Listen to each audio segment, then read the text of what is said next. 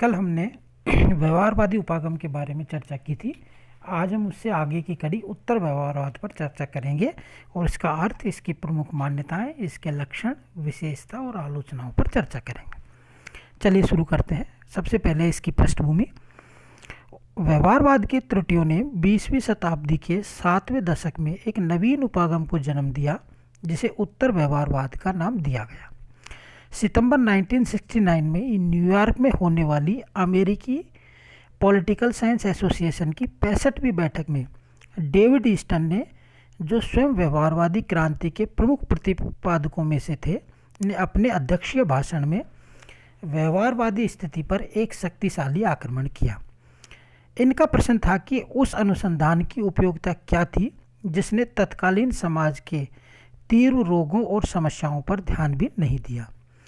तो फिर उच्च तकनीकी शोध उपकरणों के प्रयोग की क्या उपयोगिता है।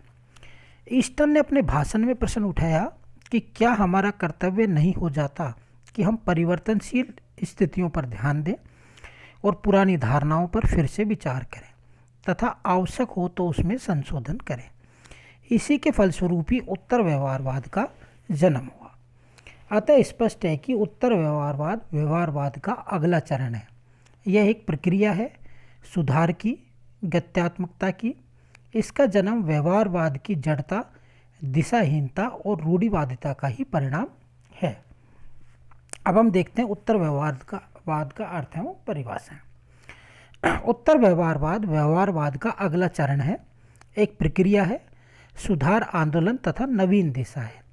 यह समाज की समस्याओं, संकटों और चुनौतियों का अध्ययन करने तथा उनका समाधान ढूंढने की मांग करता है। उत्तर व्यवहारवाद निम्न दो बातों पर विशेष बल देता है। जब पूछा भी जाता है कि उत्तर व्यवहारवाद के दो नारे कौन कौन से हैं, तो सबसे पहला इसके अंतर्गत प्रासंगिकता यानी कि रेलिवेंस, और दूसरा है कर्म या कर्तव्यनिष्ठा यानी कि एक्शन। यानी कि उत्तर व्यवहारवाद के दो नारे माने जाते हैं, एक तो कर्म और दूसरा प्रासंगिक, यानी कि जो भी आप कार्य करेंगे वह उस तत्कालीन परिस्थितियों के अंतर्गत प्रासंगिक होना चाहिए। परिभाषाएं। अलग अलग विचारकों ने उत्तर व्यवहारवाद की अलग अलग परिभाषाएं दी हैं, जिनमें से कुछ प्रमुख निम्न प्रकार हैं। पहला, डेविड ईस्टन के अनुसार यह स्वाभाविक क्रांति है, कोई प्रतिक्रिया नहीं है, सुधार है, प्रतिसुधार नहीं है। उत्तर व्यवहारवाद एक आंदोलन भी है और बौद्धिक प्रवृत्ति भी है। Doctor TK. बिलोरे कहते हैं कि उत्तर व्यवहारवाद वास्तव में व्यवहारवाद के प्रति गहरे असंतोष का परिणाम है। उत्तर व्यवहारवाद की विशेषताएं। डेविड ईस्टन ने अपनी पुस्तक में उत्तर व्यवहारवाद की अग्रलिखित 7 विशेषताओं का वर्णन किया है। सबसे पहला इसमें विषय वस्तु के अध्ययन को प्राथमिकता देना। उत्तर व्यवहारवादियों ने राजनीति विज्ञान की विषय वस्तु को ज़्यादा महत्व देना शुरू कर दिया। इसकी अध्ययन सामग्री पद्धति के स्थान पर वस्तु विशेष तथा विषय वस्तु को ज़्यादा उपयोगी बनाया गया। उत्तर व्यवहारवाद बद अच्छा है, बदनाम बुराई की स्थिति से बचना चाहते थे। इसलिए उन्होंने वैज्ञानिकता से अलग हटकर विषय वस्तु की प्रासंगिकता पर बल दिया। यानी कि जो भी कार्य आप कर रहे हैं वह प्रासंगिक होना चाहिए, उसकी विषय वस्तु प्रासंगिक होनी चाहिए। दूसरा है समय के परिवर्तन के साथ परिस्थितियों का अनुकूल समायोजन। राजनीति विज्ञान में तथ्यों के आकलन में अत्यधिक समय व्यय कर दिया जाता था, जबकि घटनाओं का सामाजिक परिवेश समझने का प्रयास नहीं किया जाता था। इसलिए उत्तर व्यवहारवादियों ने समाज में हो रहे परिवर्तन के साथ साथ जैसा देश वैसा भेष की नीति का अनुसरण करके अपने आप को परिस्थितियों का अनुसार समायोजन किया ताकि तत्कालीन समाज के साथ जुटे रह सकें। तीसरा है सत्यता के निकट। राजनीति विज्ञान वास्तविकता से काफ़ी दूर होता जा रहा था। उत्तर व्यवहारवादियों ने वास्तविक समस्याओं का अध्ययन करके विज्ञान तकनीकी प्रगति के कारण समाज पर हो रहे प्रभाव का लाभ उठाकर उसे सत्यता के निकट लाने का प्रयास किया तथा उसकी उपयोगिता की सार्थकता को सिद्ध किया। नेक्स्ट है इसमें कार्यनिष्ठा या कर्म पर जोर। उत्तर व्यवहारवादी ज्ञान की क्रियात्मकता को अपना मूल मंत्र मानते थे। ईस्टन ने लिखा है कि जानने का अर्थ है कार्य करने के उत्तरदायित्व को धारण करना और कार्य का अर्थ है समाज के पुनर्निर्माण में व्यस्त रहना। इनका मानना है कि राजनीतिक वैज्ञानिकों की समाज राष्ट्र के प्रति जो जिम्मेदारी है उसका उन्हें निर्वहन करना चाहिए। पांचवा इसमें मानवीय मूल्यों की रक्षा करना। उत्तर व्यवहारवाद ने मानव की स्वतंत्रता, न्याय, समानता जो अर्थहीन होते जा रहे थे को सुरक्षा तथा संरक्षण प्रदान किया।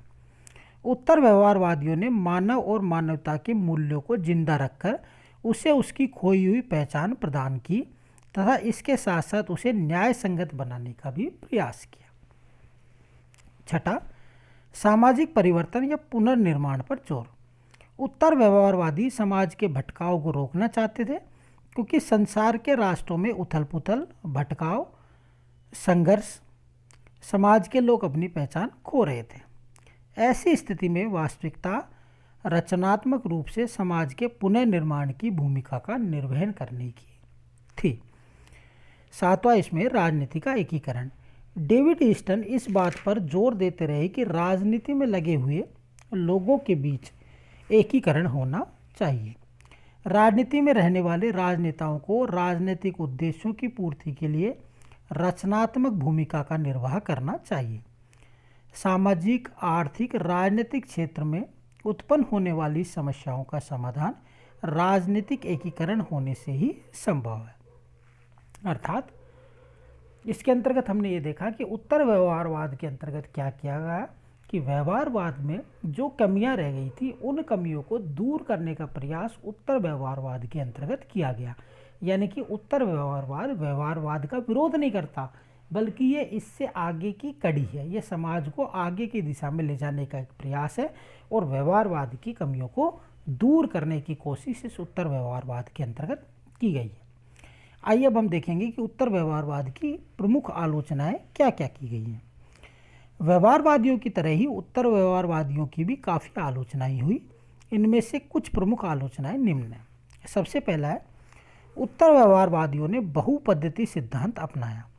आलोचकों का मानना है कि उत्तर व्यवहारवादियों ने बहुपद्धति सिद्धांत को अपनाने पर बल दिया।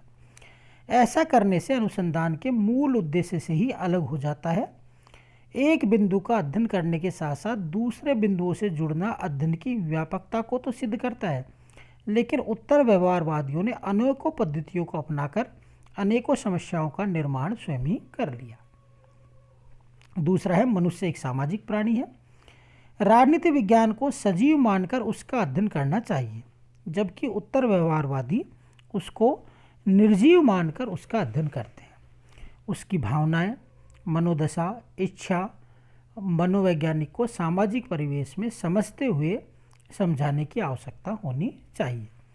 उत्तर व्यवहारवादी राजनीति विज्ञान को मनुष्य के साथ जोड़ने में असफल रहे। तीसरा है, मानवीय मूल्यों की अवहेलना नहीं की जा सकती है।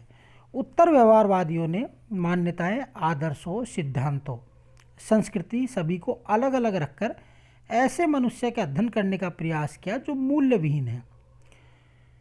मनुष्य के जीवन में मूल्य ही वह आदर्श है जो उसे समाज में जिंदा रखते हैं और जीना सिखाते हैं, इसलिए वास्तविक मनुष्य का अध्ययन ही नहीं किया गया।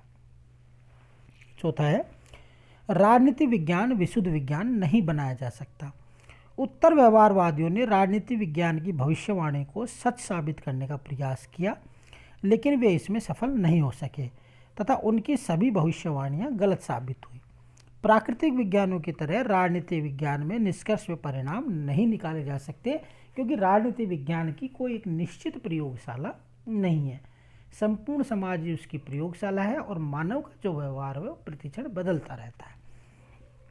पांचवा, उत्तर व्यवहारवादियों का अध्ययन संकीर्णता का प्रतीक है।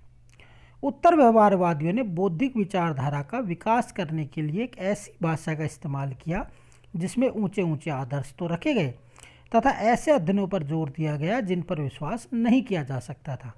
इसलिए राजनीति विज्ञान एक बौद्धिक सिद्धांत का निर्माण करने में सफल तो रहा, लेकिन विश्वास करने में असफल रहा। तो आज हमने देखा कि हमने व्यवहारवाद का अध्ययन किया कल, और उसके बाद आज उत्तर व्यवहारवाद। उत्तर व्यवहारवाद के अंतर्गत दो चीज़ें निकल कर आई कि सबसे पहले तो क्या है, कर्म और प्रासंगिकता, यानी कि जो भी कार्य हम कर रहे हैं वह कार्य प्रासंगिक होना चाहिए। और साथ ही उत्तर व्यवहारवाद के अंतर्गत व्यवहारवाद की जो कमियां थी उनको दूर करने का प्रयास किया गया और इसमें पुनः मूल्यों पर बल दिया गया।